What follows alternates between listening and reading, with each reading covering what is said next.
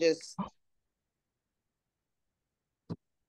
make an appearance because I told you that I would be on, but you know, it's city council today. Yeah, yeah. Do you, Alderman, do you want me to give you a quick minute to just say a few words at the beginning, or are you okay? Yeah, I mean, I, I can say a few words at the beginning. All right. Um,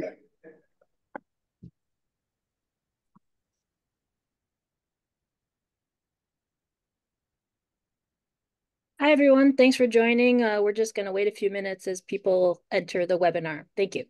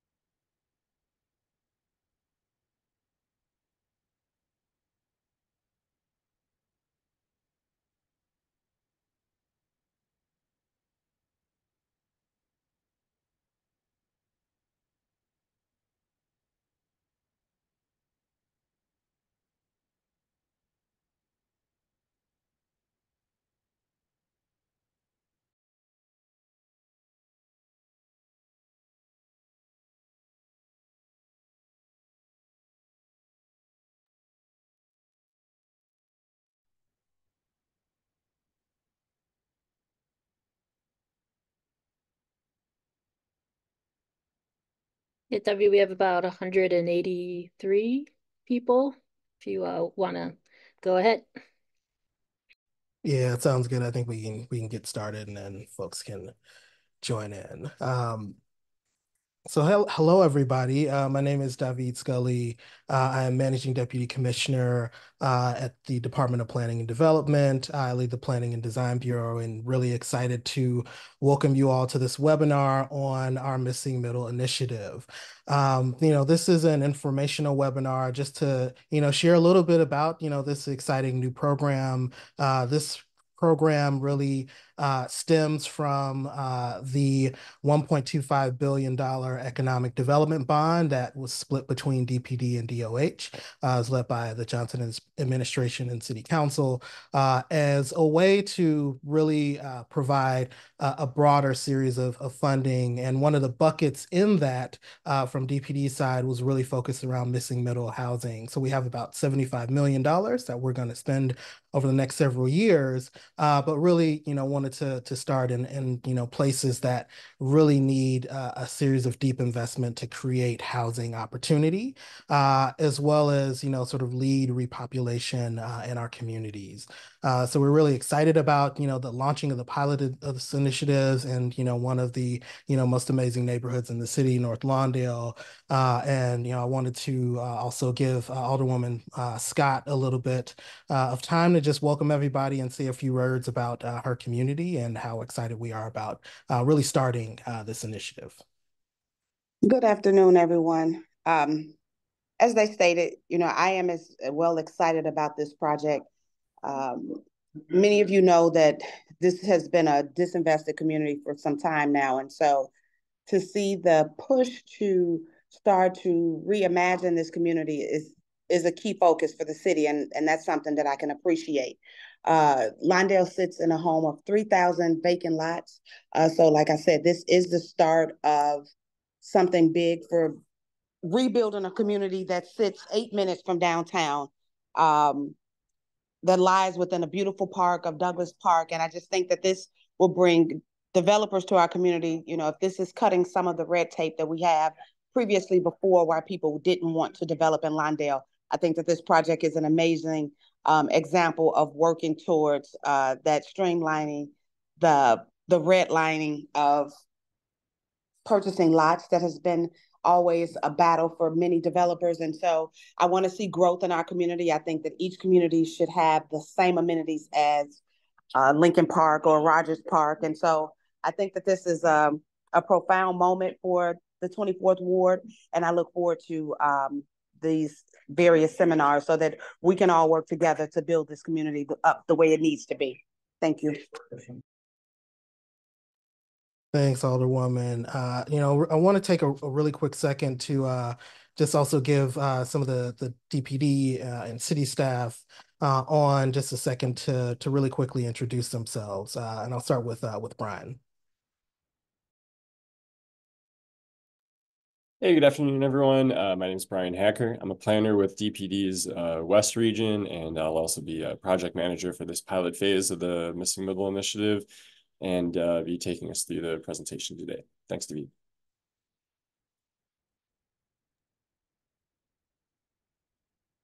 Chris, can you go ahead? Good afternoon, everybody. Christopher Jang, Assistant Commissioner with Department of Planning and Development, working with David and Brian and Cindy to bring this beautiful program into fruition. Thank you.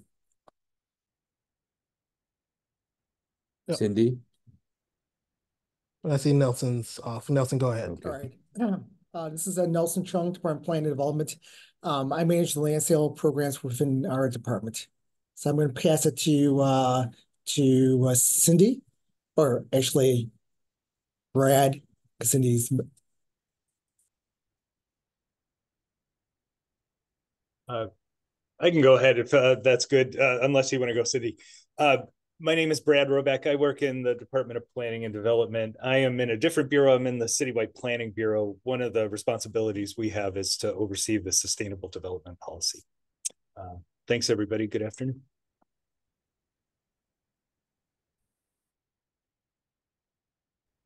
Cindy Rubik, Deputy Commissioner with the Department of Planning and Development. All right, thanks, Cindy. So with that, I think Brian, I can hand it over to you. Oh, actually, really quickly, I'll let maybe Woody introduce himself from Chicago Architecture Center, since we have a had a long, I think, relationship with CAC and the running of the design competition, which we're going to talk about a little bit after the presentation. Yes, my name is Michael Wood. I'm a senior curator at the Chicago Architecture Center. We've been working on this project in fits and starts over the last few years with the planning department and very closely with David.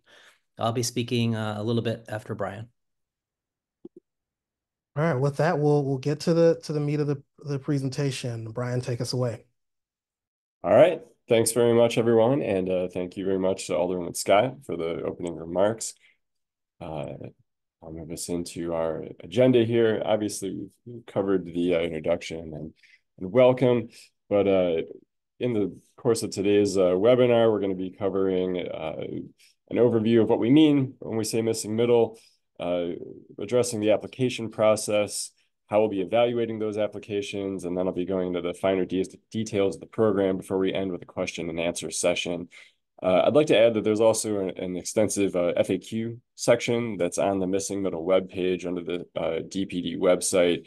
And if there's any questions that you weren't able to ask today, I would direct you to that document, as well as the program guide. If you go to chicago.gov/missing middle, that has all the online resources for the initiative, as well as a link to the application on the shyblockbuilder.com website. So before we dive into the details of the program, I think it's helpful to understand what we mean by the term missing middle. So missing middle refers to gaps in the fabric of urban neighborhoods that resulted from vacant lots that were formerly occupied by middle density housing like townhouses, single-family homes, 2 and 3 flats, and courtyard buildings. So these types of housing make up the backbone of most of the Chicago neighborhoods and provided middle-class homeowners an opportunity to build generational wealth, besides providing homes for their families and their extended relatives. But a lot of this housing has been lost since the 1960s, particularly on the west and south sides due to depopulation, disinvestments in these neighborhoods. And the resulting vacant lots have had a destabilizing effect for a lot of neighborhoods around the city.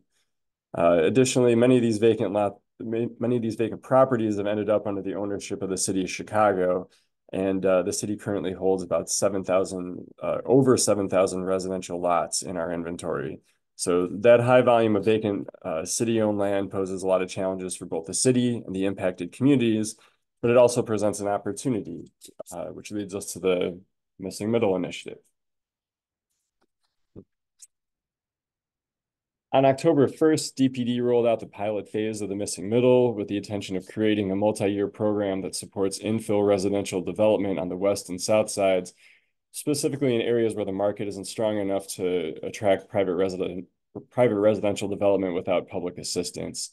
To finance the Missing Middle development, as David previously referenced, DPD is offering land write-downs for $1 per city-owned parcel and a subsidy of $50,000 to $150,000 per housing unit that's provided by Mayor Johnson's Housing and Economic Development Bond. Future phases of the initiative will expand to other communities, and they're expected to result in the construction of roughly 250 to 400 new buildings that could contain up to 750 residential units through the scope of the initiative through 2028. So these new home ownership opportunities that are going to be offered at affordable price points, and we expect that they'll help residents of the west and south sides build generational wealth and repopulate disinvested communities that have been negatively impacted by high vacancy rates over the years. So the pilot phase of the Missing Middle Initiative is focused on North Lawndale, as was previously stated, but particularly in the blocks that are adjacent to 16th Street, a couple blocks to the north and to the south, and roughly between the area of Hamlin and Springfield. So we chose this location because it's got a high number of vacant city-owned lots, but it's also in close proximity to a lot of great amenities like the CTA Pink Line, Douglas Park, and there's also proximity to other investments by the city that have been made to try to spur development in this area, like the Grace Manor affordable multifamily residential project that's on Ogden Avenue near Homan, as well as the Roosevelt Costner industrial redevelopment that should bring hundreds of jobs to the community. On top of all that, our partners over at CDOT are investing a significant amount of resources into Ogden Avenue, roughly between Western and Pulaski, to do a redesign and rebuild that will improve the pedestrian and cycling environment there, as well as provide better access to transit as well.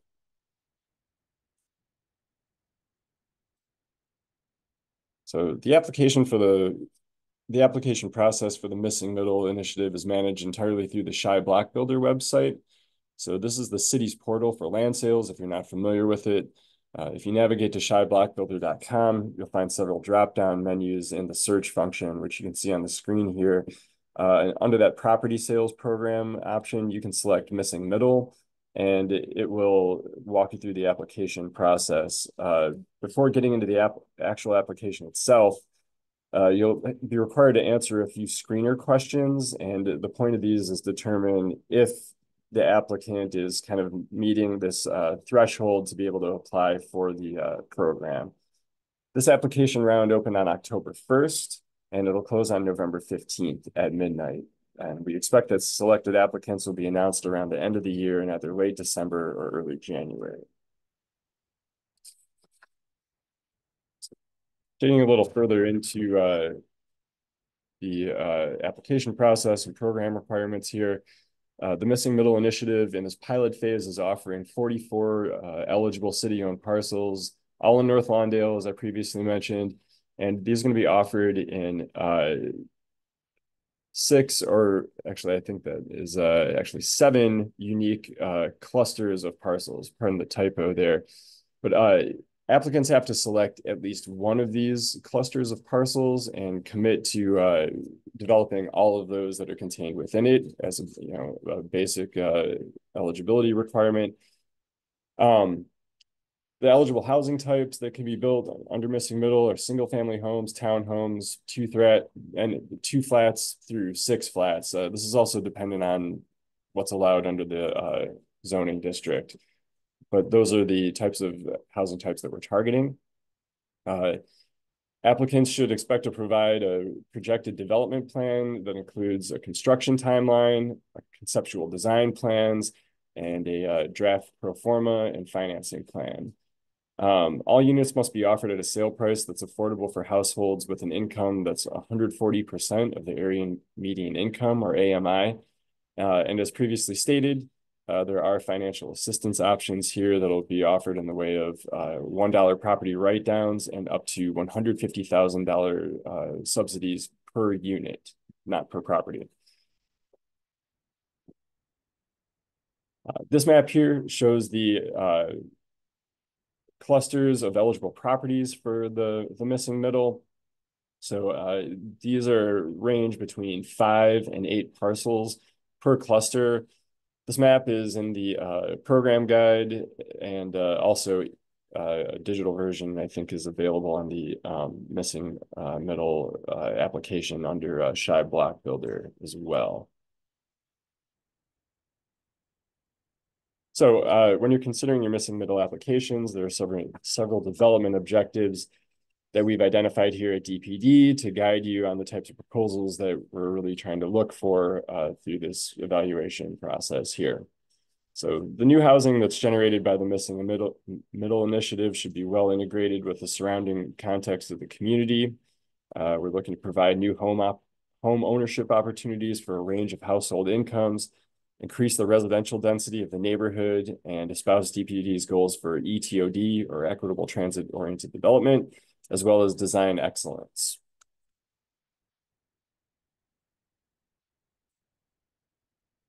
So this slide provides a pretty detailed look at how applications are going to be evaluated. So according to this criteria, we're looking for applications from developers that have proven experience completing similar projects, as well as the financial capacity and feasibility to fund those projects. So this means providing detailed information on the budget and anticipated funding sources for the proposed buildings.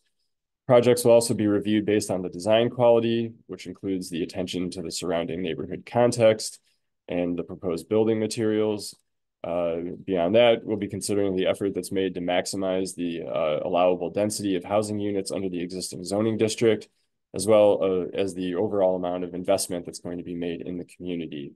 And lastly, we'll be reviewing the effort made to reach out to elected officials and local stakeholders. So, we're not proposing anything that would require a rezoning or a planned development.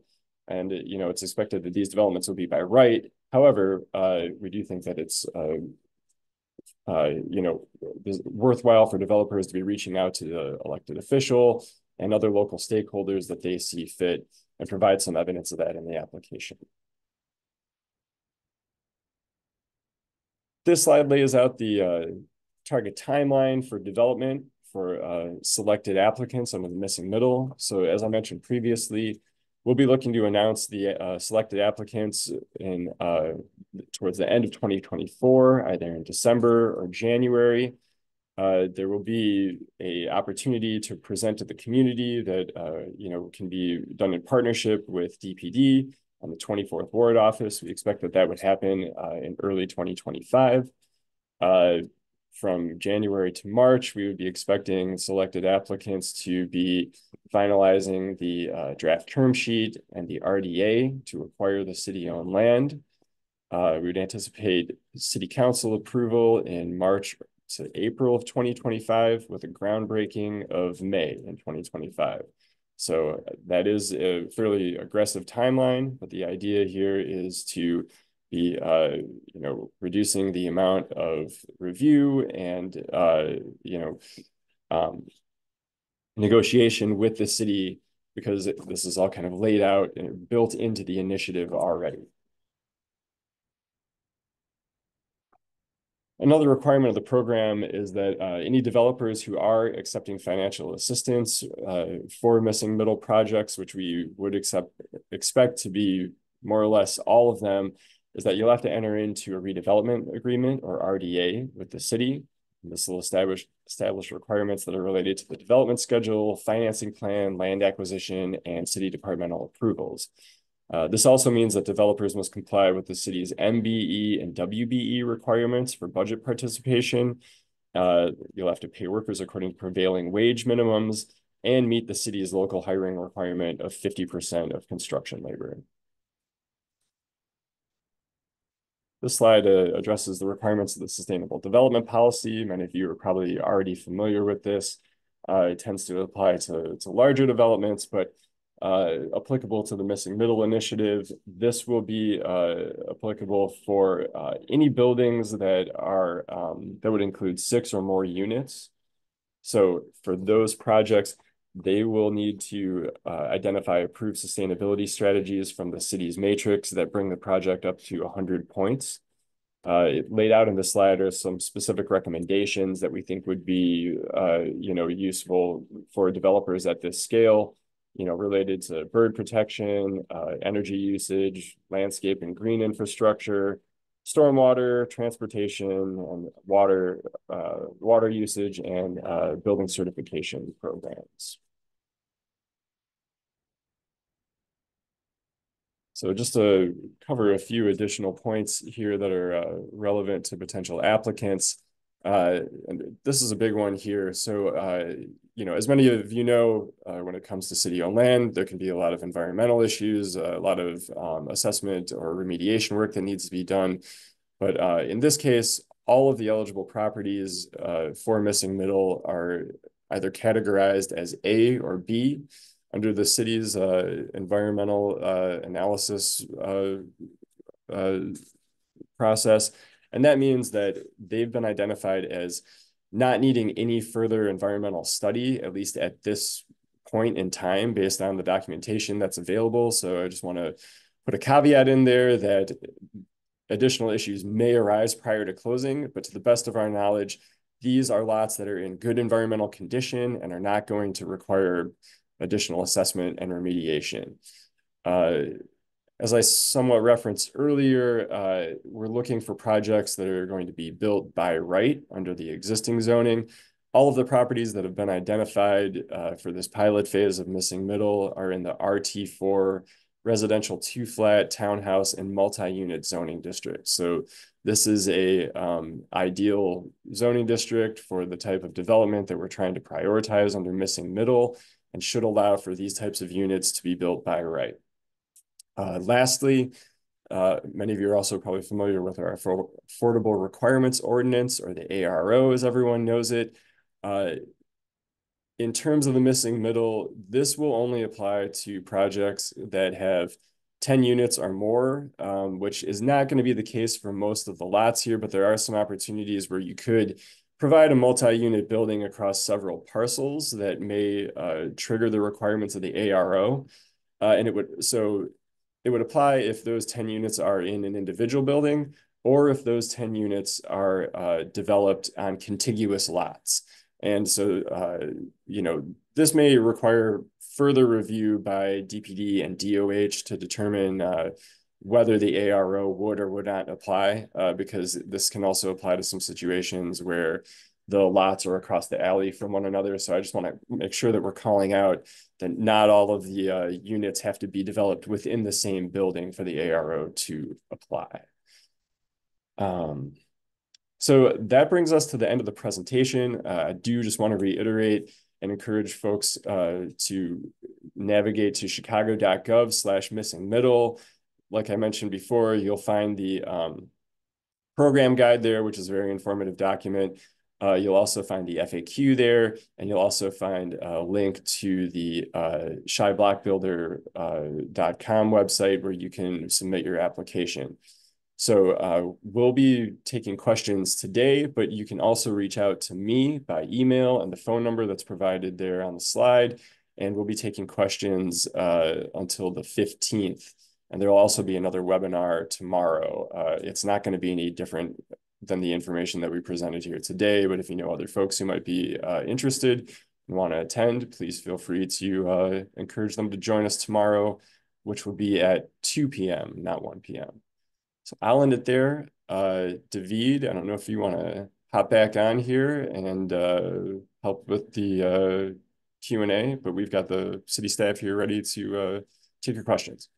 Yeah, I think before we hop into that, I wanted to give Michael Wood a second to actually present a little bit from the Missing Middle catalog that's that's been created to help, as a resource for finding, architects, based off of the missing middle work that have been done over the last several years. So Michael, take it away. Thanks, David. I'm going to share.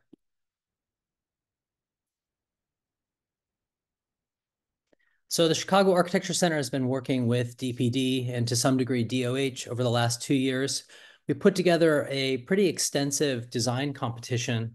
56 firms entered the competition, and today we announced a short list of 32 that comprise a design catalog that you see on the screen. This is a free resource for any interested party, developer, community group, and there's a couple of reasons why I want to talk about it. We looked at the same typologies that this RFA is asking.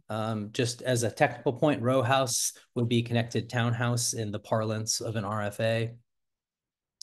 The digital document, which you can download, gives you contact information for the 32 shortlisted groups. And as you click these through, you'll get to see a pretty looking spread to get a very short grasp of what the architecture firms were after. I think you'll find that in most cases, designs like this really hit or tick most of the boxes in this RFA, whether that's about sustainability measures, whether that's about creating community within a building or adding vibrancy and community to the street level, or whether that's thinking through affordability and off-the-shelf parts. These are architect firms that really have been thinking through a lot of what the RFA is looking for. You'll also notice I've highlighted here, the digital version will allow you to click an entry, in which case you'll be taken to the actual poster submission in the competition, which often includes a little bit more text, a little bit more technical specs, and floor plans. These are not completed construction documents. These are notional designs, and this is a great resource for people to see 32 teams that really are read into what we're trying to do here in the bigger picture and are really, really excited to try to build more and build back neighborhoods. If you want to get more information about this, I'll be adding it into the chat. You can write us at programs@architecture.org. We're happy to create individual connections and introductions to any of these architects. But all of these resources, I'm sure we'll be adding to the DPD site, but you can download them immediately now at architecture.org/missingmiddle. Happy to answer other questions, but I just wanted to reiterate, this is a free resource. It's a directory. It's a way to identify who are some architects who have been thinking about these issues and really are excited to possibly partner with developers or other community partners. Thank you.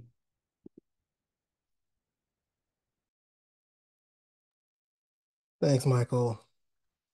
So I think with that, I know we've had a series of questions in the Q&A. Tried to go through and answer, some, and some I think were answered actually through Brian's presentation. But I think, it definitely seemed like there's a couple that are really focused around a little bit of the incentive and the grant. Residents, there was a couple of questions about residents definitely are eligible to apply.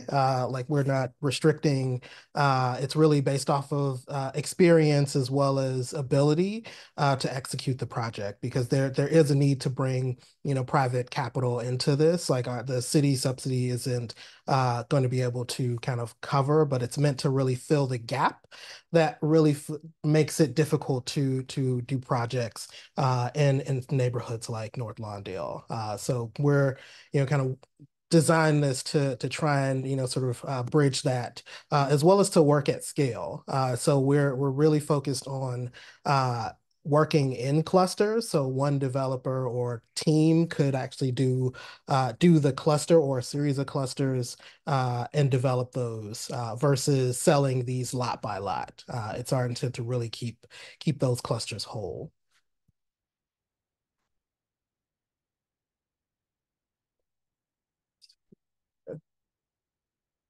Sorry, I'm going through this list. Maybe I'll just go through this. There's a question about, sort of a survey of infrastructure adjacent to parcels.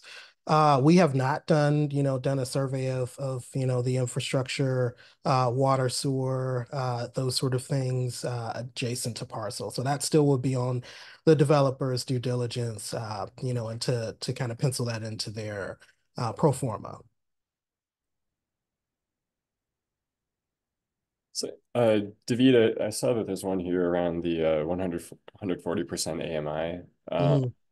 And I don't know if you want to take that, but in previous conversations, this is something that we had discussed determining, kind of on a case-to-case basis, because it depends on the number of units, it depends on the budget and proposed sale price by the developer. So I don't think that we have a number right now that would want to share as kind of a across the board basis, but do you have anything to add on that? Oh, I think the under 40% was really meant to be sort of a ceiling, to just really allow for enough flexibility when pricing out the units and trying to make this pencil out. We know it's tough to make this work, specifically with the prevailing wage and the BWB and that sort of thing adding into the costs. But we're flexible and kind of setting an AMI level that we thought made some sense and would allow for the development teams to work through their pro forma numbers wise to figure that out. And if folks are curious about just what that 140% means, we will drop into the chat the AMI levels, which kind of dictate pretty much a for a family of four, 140% of the area median income ends up in kind of 150 to 170,000. But we'll drop the chart in the chat for folks to use when they're creating their pro formas and doing the application. Thanks. I'm just gonna go from the top here. There's a question from Jerry about local residents getting involved. Any say West Side residents who are potential developers here can obviously apply, but just for folks who might be concerned or have questions about how this impacts their community, as I previously mentioned, we will have a community outreach element to the projects after they're selected, just kind of more like a introduce to the community opportunity. Like as I mentioned, these are just going to be infill projects, so it's more or less going to be filling out residential neighborhood blocks with more of what is already there. So we don't expect it to have a major impact for folks in North Lawndale who would maybe live next door on the same block, except for hopefully a positive impact to their block being a little bit more stable and having more residents, more neighbors there, more eyes on the street. So that's kind of the community element here. I'm not sure if that's what the question is getting at, but that addresses that. Another, will there be grants offered to develop land once the lots have been obtained? So yes, that's the 50 to 150,000 subsidy that's offered through the bond fund. Residents, does residents refer to Chicago residents or North Lawndale residents? So obviously this is an opportunity that we would like to target towards residents of the West Side, but we don't have any limitations on who can apply or who could purchase those housing units that are developed under Missing Middle. Has any previous environmental reports been completed on the vacant lots? So I don't have the details on all of the environmental documents that were reviewed for the eligible parcels for Missing Middle. As I mentioned, we have worked with our environmental staff over at 2FM on the categorization of these properties, and they are all category A and B, which means that according to the review that's been done, we don't foresee any additional need for assessments or for any further remediation work. But that is not a 100% promise to everyone here, because it can be complicated. Those matters can be complicated. From Maria, are you giving priority to owners that live in that area for lots? And David, feel free to jump in on any of this stuff if you feel that I'm not covering everything. So we are giving a priority, and I'm not sure if this is for purchase or for development, Uh, as I already mentioned, we're not putting any limitations on who can or can't apply for, to purchase the housing units that are built. And we're also not necessarily giving a priority to applicants that are in the area, but we are giving a bonus under the scoring criteria towards, developers that are people of color and are, what we would qualify as emerging developers, which means, someone or a group that is kind of new and looking to build their experience, but has also done some projects that we see as being analogous to this kind of development, and they have some experience under their belt. But we do provide that bonus in the scoring.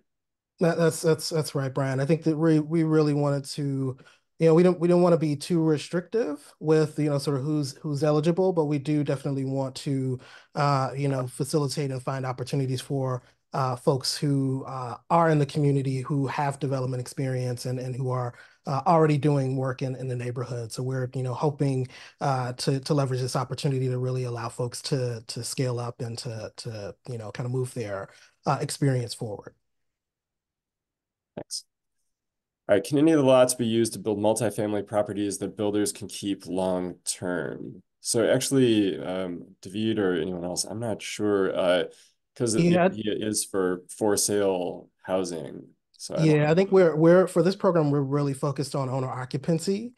So to really create more, generational wealth for folks in the who are purchasing the properties. I think the one that I think we probably be willing to discuss if you're doing maybe 6 flats, which I understand just from a scale perspective may make a little bit more sense. As a rental or condo development.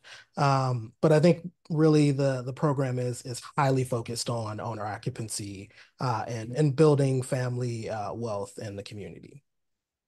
Yeah, and I think that that's also an issue that could get determined in the RDA process as well, because we do want to see folks propose, higher densities, so multi-unit buildings, but how the ownership gets built in, I think, is something that can be kind of determined in negotiation between the city and the developer. So we got a question about missing middle presentation at CAC that display different designs. Do developers have access to those? So I think that Woody covered. Sorry, I didn't want to answer that because there were several questions in one. But I would encourage, I'm not entirely sure which presentation. There have been many presentations, but that individual could write us at programs@architecture.org. I'd be happy to talk offline specifically about what. But it looked like there were multiple questions in that particular comment. There's a few, yeah. So thanks for hopping in on that. For this prevailing wage question, that would only apply to projects that are taking, city assistance, but that would include the land write-down. And, it's kind of our anticipation here that anyone who's selected is probably going to be taking advantage of those financial incentives. Lots that are in the connected communities area by right would include density bonuses provided by that ordinance, correct? So yes, that's all built into the Chicago zoning ordinance. Mm-hmm. And as we mentioned, we're expecting that these projects are all going to be constructed under the, as of right, under the RT4 district. So any bonuses that are built into that for, what we would call TSL or transit served locations are going to apply to these projects.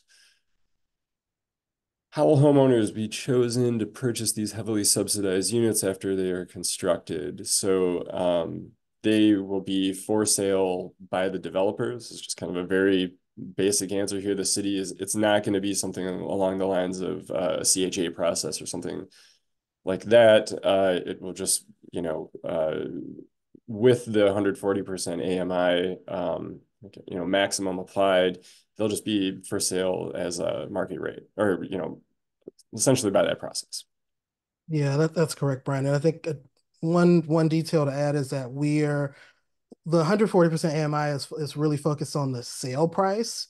We're not limiting necessarily the AMI of the buyer. Just because I think we wanted to really, we know that sometimes there's a gap, with some of these programs, especially when you are trying to, invite people back into the neighborhood. So you may have families that are, police officer and a teacher who make, sort of a reasonable amount. We don't want to exclude some of those folks from these programs because we want diverse incomes in the neighborhood. So we decided to really focus on limiting the sale price because don't want the prices to get astronomical, but we want to allow for some flexibility from the buyer perspective. Thanks, David. Is there a square foot per unit requirement? So I don't have a number off the top of my head, but this is regulated by the zoning ordinance to make sure that units are a livable size. Yeah. Will there be any tax subsidies with a building or new construction? If so, for how many years? I assume this is in relation to property taxes. And, as we've kind of been covering in, previous answers, this is, really, kind of a market rate, private development driven initiative here. So there will not be any property tax subsidies that would come with that. You would have to assume, property tax amounts based on the Cook County Tax Assessor's Office. Will the project prioritize local owners over corporate? I think we addressed that with the bonus for emerging and minority developers. Yeah, and owner occupancy, that this is really to allow developers to come in and do the work, but we really want families to inhabit these homes, and it's not we're not really interested in a larger corporate sort of entity coming in and developing and holding single family homes, which has happened in other places, maybe a little less prevalent here, but that's not what this program is focused on. There's a few questions in here about the land sale or acquisition process. I don't know if anyone else would like to hop on and address that. Maybe Chris or Nelson. Yeah.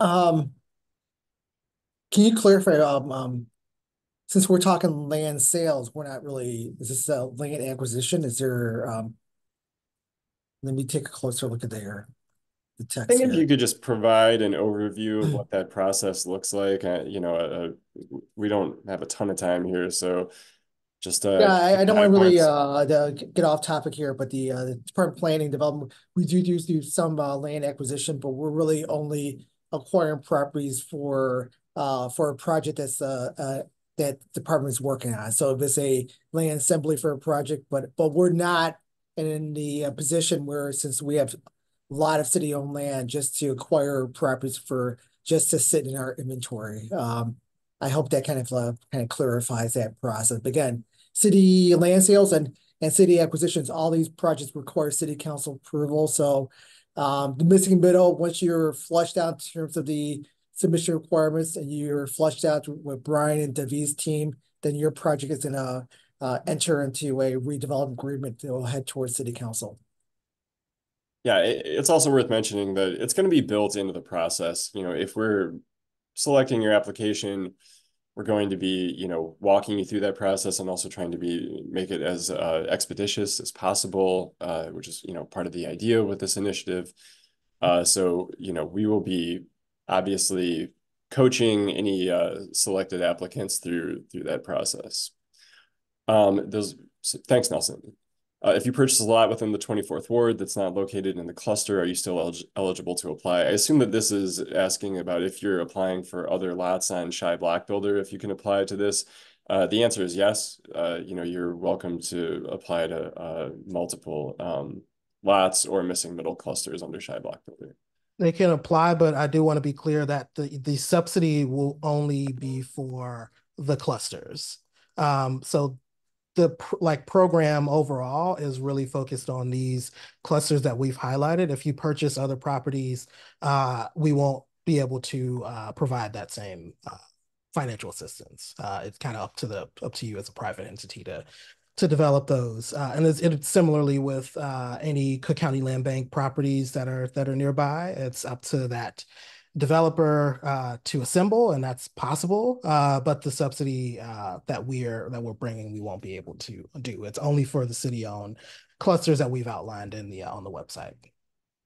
And kind of just piggybacking on that, there were a couple questions about how that subsidy is determined, because it says 50 to 150,000. And obviously, it's folks would say, yeah, I'll take the 150,000, but it has to be within the context of a pro forma that, you're submitting to the city showing that you're bringing funding sources from A, B, and C, and you're not able to,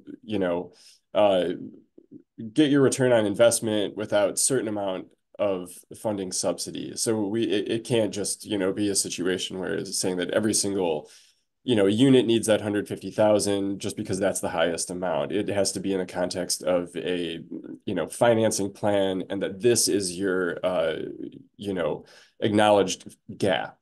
So you need $77,000 to make each unit work. So that's the kind of, proposal that we're looking for, not just something that is automatically, maximizing that amount because that's the most that you can get. So we need to see that in the context of a plan. Mm-hmm.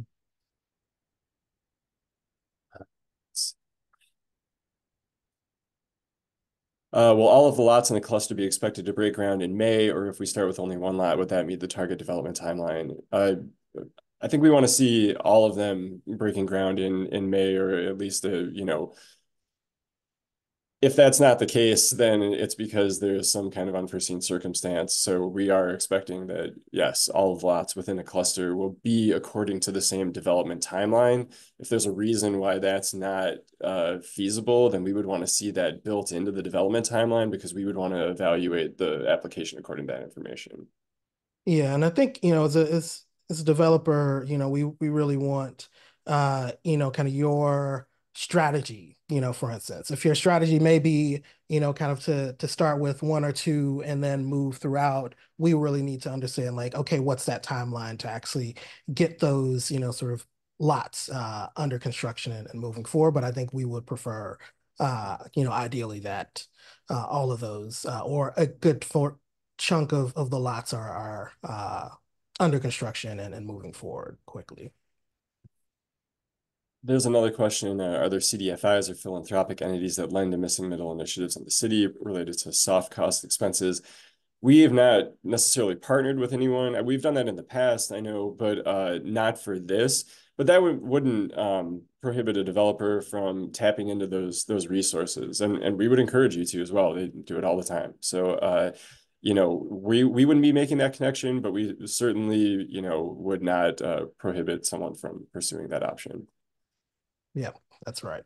It's a good question here from PJ. Is the timeline realistic? Standard permit review process takes 2 to 3 months. A special expedited process for this program. I do know that we are, I may not be the best person to answer this one. Yeah, so one of the requirements for this program, because we talk with buildings because we were concerned about the permit timeline. One of the requirements is that you use a self-certified architect for that reason, because those permits can move relatively quickly.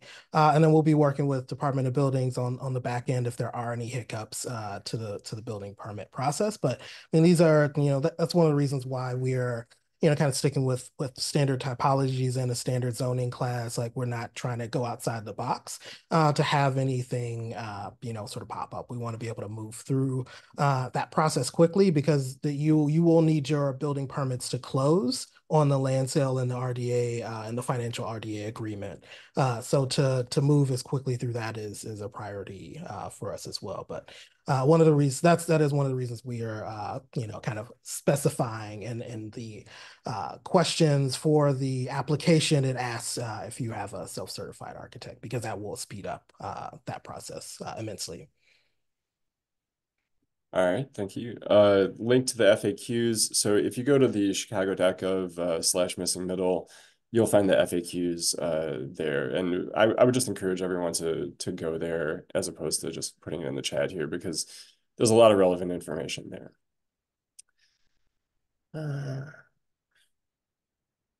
So this is just another question about the subsidy per unit. So if you're building a 6-flat, then yes, that subsidy is per unit. So Yep. yes, you can leverage as much as that ceiling per unit allows.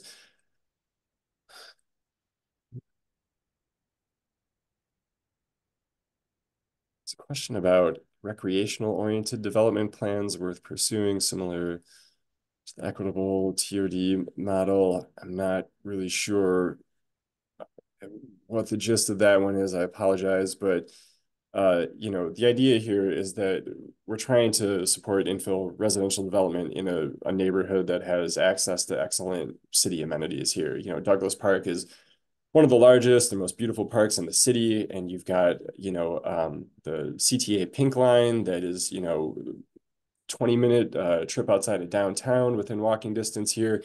So just to get to that maybe the point of that comment, yeah, we're looking for these proposals to really leverage the existing city amenities and infrastructure that are in place here, and that's kind of the whole idea.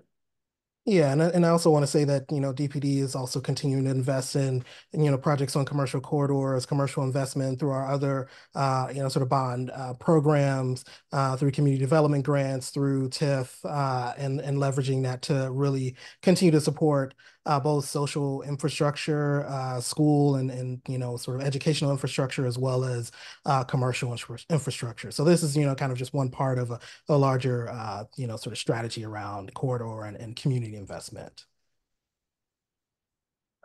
Thanks. There's kind of a more technical question here for regarding a no-fault clause in the agreement for the developer if one of the parcels in the cluster proves not feasible. So as I mentioned in the presentation, we are going to be doing redevelopment agreements, with those developers that are taking financial assistance from the city. So that is something that can be worked out in the RDA. I would assume that we're going to be starting with a kind of standard baseline for these RDAs, but they can be, negotiated project to project. And we also acknowledge the fact too, we're experienced with issues that may arise with, some of the properties that the city owns, like I, said earlier in the presentation around, the environmental review. We're saying, to the best of our ability, we don't see any further remediation needed, but these things can also change, prior to these projects closing and development commencing. So, we realize that there may be some unexpected situations as the applicants progress through the process.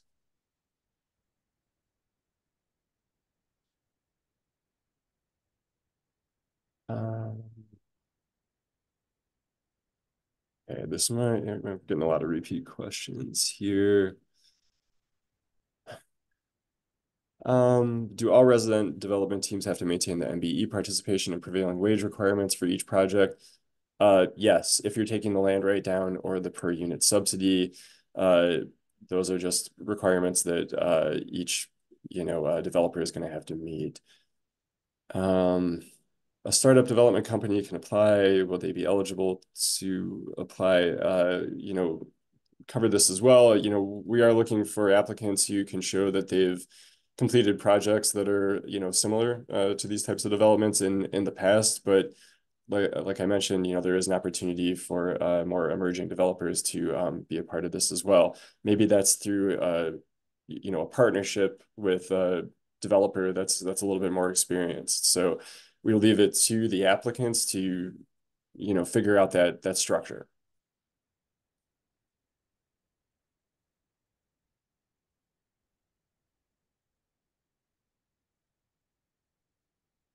Upon completion of the development, is it correct that the developer would be responsible for the property sale and or rental of completed units? Yes. Is there a limit to how many applicants can be accepted? So we have 7 different clusters of properties.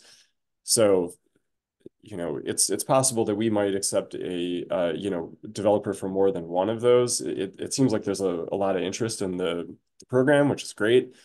But once we, this is something we'll have to determine when we receive the applications, and it really just depends on how they score out.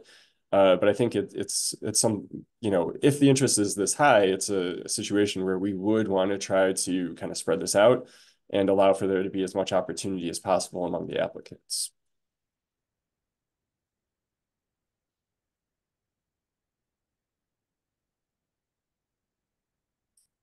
Has the city identified commercial corridors within the North Lawndale designated district that will support the new influx of residents with this project?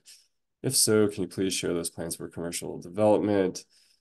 So, you know, the city has been doing quite a bit of work in North Lawndale. You know, I've you know, been involved in planning efforts in North Lawndale for over 5 years now. And, you know, I can say that throughout our economic development programs, and you know, former initiatives and planning processes that, you know, a lot of attention has been given to obviously Roosevelt, which, you know, is a vital commercial corridor in the community, but also 16th Street and Ogden Avenue. So any of these major corridors, as well as Pulaski too, but any of those three, you know, corridors, I think there are a lot of city investments and plans that we can point to you know, be trying to improve those areas and provide amenities for those residents.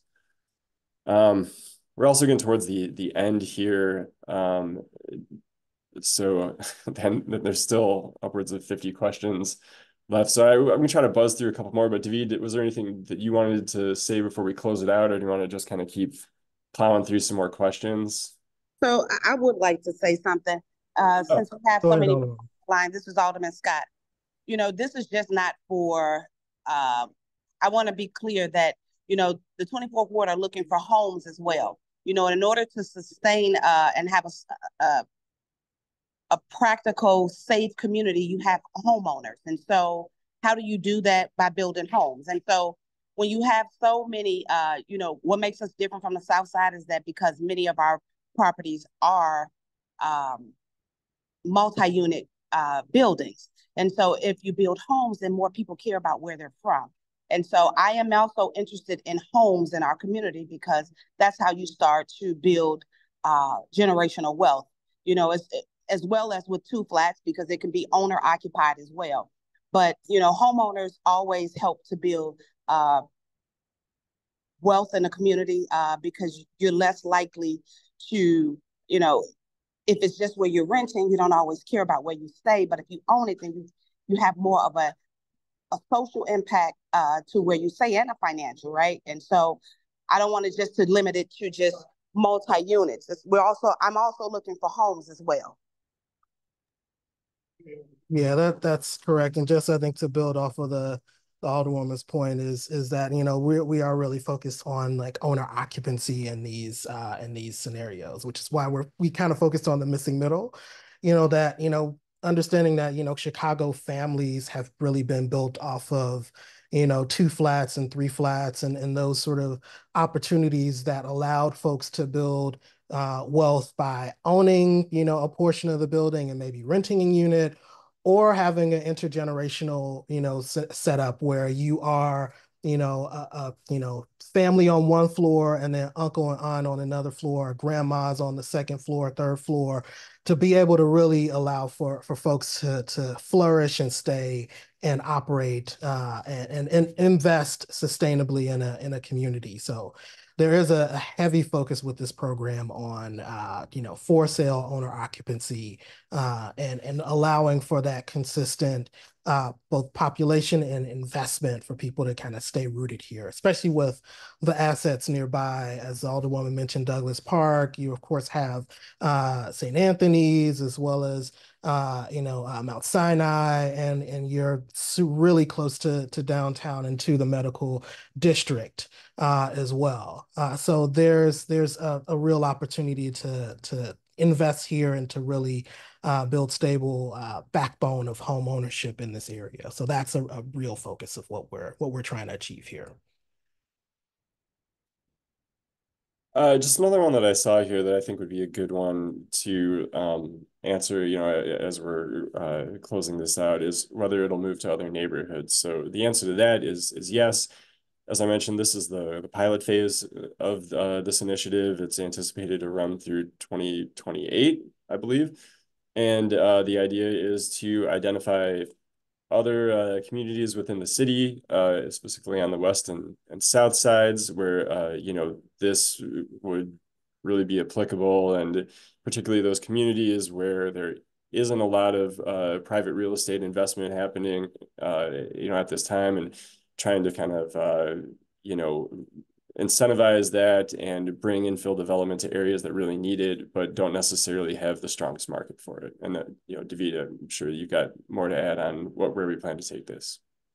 Yeah, absolutely. I think, you know, we are really, you know, leveraging this as a pilot, and the intent is to you know, start to, you know, bounce this around and find other opportunities, especially in places where the city has a large amount of city-owned vacant land, and to start to really leverage the bond funding to really start to bridge that gap and allow for development and investment to happen in areas that, you know, we haven't seen investment in a long time because of those economic conditions. So we're, you know, kind of working and trying to figure out kind of where the next release will be. I think we're likely going to end up in Inglewood, but we're, you know, kind of continuing to work through that process with the commissioner and with the alderman there. But we'll figure out, and we're going to continue to kind of work through that, and we're looking to release and open that round up April 1st in our next round of Shy Block Builder. Okay, well, we're at time. I know that there are a lot of questions, but please feel free to email me. We will be sending out the slide deck to everyone who attended.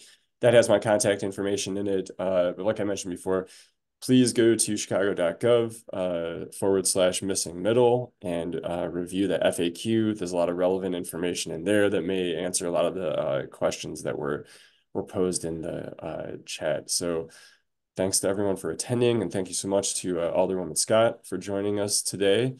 And we will be back at it again tomorrow at 2 o'clock.